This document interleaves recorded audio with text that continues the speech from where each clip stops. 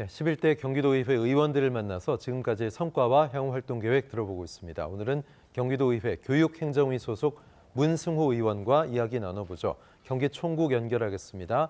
의원님 나와 계시죠? 안녕하십니까? 예, 안녕하세요. 문승호 도의원입니다. 네, 청년 정치인으로 11대 경기도의회에 입성해서 의정 활동하고 계신데 지금까지의 의정 활동 어땠는지 소회부터 들어보겠습니다.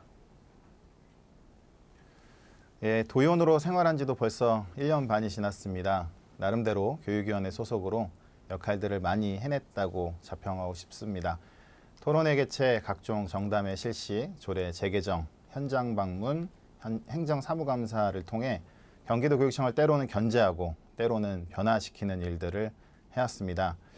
특별히 첫 조례이기도 하고 전국 최초 조례이기도 한 경기도교육청 잔식기부 활성화에 관한 조례는 제 자식처럼 소중하게 느껴지고 정책적으로 잘 자리 잡게 하고 싶은 마음입니다. 또한 청년 의원으로서 탈권위적인 모습, 또 실용적인 모습들을 보이기 위해 노력하고 있고 그 첫마음을 잊지 않기 위해 현재도 부단히 노력 중입니다. 네, 의원님께서는 노동학을 전공하면서 노동인권 강사로도 활동하셨는데요. 이런 경험들이 의정 활동에 많이 도움이 되십니까? 현재 정치를 짧게 하고 있습니다만 정치인에게 가장 중요한 것은 본인의 가치관, 철학이 중요하다고 생각합니다. 저는 개인적으로 노동학 그리고 노동교육을 확대해야 한다는 생각을 합니다. 그것이 제가 정치를 하면서 가장 중요하게 생각하는 가치관이나 철학이 될 것 같습니다. 도의원이 되기 전에는 노동 공부를 하는 학생이기도 했고 청소년들과 함께 이런 이야기들을 나누는 강사이기도 했는데요. 그로 인한 도움이라면 우선 많은 사람들 앞에서 이야기하는 것이 조금 덜 긴장되는 것도 도움이 된다고 생각하고요.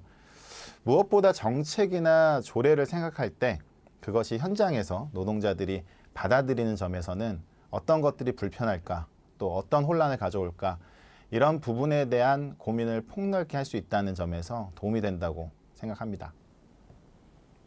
네, 교육행정위 활동하시면서 다양한 교육 정책 살피고 계신데 최근에 수원 특례시의 한 고등학교죠. 운동장에서 1급 발암물질 비소가 검출된 사실을 공론화하셨습니다. 학교 운동장 전수조사 필요성을 말씀하셨는데 이 문제는 어떻게 되고 있습니까? 지난 2월에 있었던 교육행정위원회 업무보고 시에 수원 내 학교에서 비소 검출이 되었다는 것을 지적했고 경기도 내 전체 학교에 대한 전수조사를 요청했습니다. 해당 학교에서는 비소가 기준치보다 최대 1.78배 검출되었고 문제는 이 채취가 5차례 이상 보고되었음에도 불구하고 교육청에선 적극적으로 나서지 않았다는 점입니다. 현재 경기도교육청에선 비소를 포함한 유해 물질에 대한 검사를 순차적으로 진행하고 있는데 남은 학교들을 25년까지 이렇게 나눠서 하지 말고 올해 다 마무리해서 부모님들과 학생들의 걱정을 최소화하자고 제안했습니다.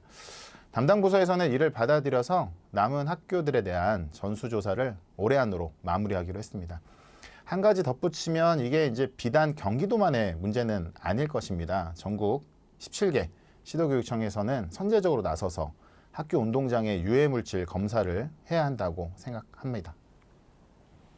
네, 교육 관련 조례를 다수 발의하셨는데 지난달 29일 본회의에서 의결이 된 따끈따끈한 조례도 있죠. 어떤 건지 좀 소개해 주십시오.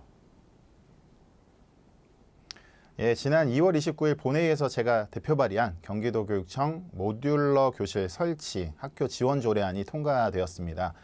모듈러 교실이란 임시로 사용하는 조립식 건축물을 의미하는데요. 경기도에는 신도심을 중심으로 해서 과밀학급들이 굉장히 많습니다. 현재 교육부에서는 학급의 평균 인원을 28명으로 규정하고 있는데 28명이 넘는 과밀학급 비율은 경기도 내 28%를 넘고 있습니다. 보통 과밀학급이 있는 신도심의 경우에 따라 몇 년 정도만 지나면 학생 수가 감소하는 현상들을 보이고 있어서 학교를 이렇게 증축하는 형태보다는 모듈러 교실을 활용하는 것이 예산 측면에서도 도움이 될 수 있습니다. 이 모듈러 설치 지원 조례안은 이와 같은 과밀로 인해 고생하는 학교와 학생들에게 도움이 될 것으로 예상하고 있습니다. 네, 이 밖에 발의하신 조례안 또 조례 상정을 기다리고 있는 조례안이 있다면 좀 소개해 주십시오. 예, 먼저 의정활동 소회에서도 말씀드렸는데요. 작년 10월 11일에 제정된 경기도교육청 학교급식 잔식기부 활성화에 관한 조례를 말씀드리겠습니다. 이 조례를 제정하게 된 이유는 경기도교육청의 음식물 쓰레기 처리 비용을 보고 난 이후였습니다. 최근 3년간 교육청은 급식의 잔반으로 발생한 쓰레기를 처리하는데 100억에 가까운 그 이상의 예산을 계속적으로 소요하고 있었습니다. 어떻게 하면 매년 발생하는 잔반 처리 비용을 줄일 수 있을까 고민하던 중에 수원 효원고등학교에서 해답을 찾았습니다. 해당 학교는 잔식을 푸드뱅크와 협약해서 사회복지법인에 전달하고 복지기관에서는 잔식을 재포장해서 취약계층 등에 나눠드리는 것을 보고 이 조례를 제정하게 되었습니다. 작년에는 경기도 내 9곳의 학교가 이 시범 사업에 참여했고 이를 통해 잔반량 감소 등의 긍정적 효과가 나타났습니다. 본 사업을 통해 예산 절감, 그리고 환경보호, 복지기여 등 일석삼조의 긍정적인 효과를 보이고 있는데요.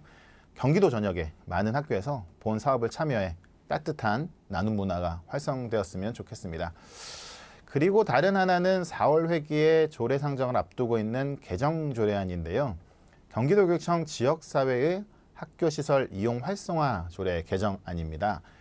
본 개정안을 발의하게 된 배경을 말씀드리면 지역에 살고 계신 주민들의 생활체육에 대한 욕구가 계속해서 증가하고 있는 추세지만 도내 체육시설 인프라는 턱없이 부족한 실정입니다.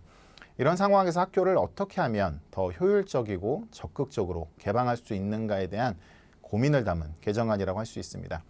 본 개정안에서 중요하게 담은 부분 중 하나는 학교의 개방 여부를 실적으로 공표하게 하는 부분입니다. 예를 들어 학교 개방률을 자료 제출하라고 하면 1년에 1회 개방한 학교도 개방했다고 체크해서 실제로 얼마나 개방하고 있는지에 대한 여부를 알 수가 없습니다. 이런 부분을 방지하기 위해 실적을 반기별로 학교 홈페이지 등에 공표하고 교육감에 보고하도록 개정하였습니다. 다만 학교에서도 적극적으로 개방했을 때 유지관리나 안전사고 발생 시 책임에 대한 것을 매우 부담스러워하고 있어 학교의 부담을 완화하기 위해 유관 기관과의 업무 협약 혹은 관련 기관에 관리 위탁할 수 있는 조항들을 신설해 학교들이 학교 시설을 적극 개방할 수 있도록 개정안을 제출하였습니다.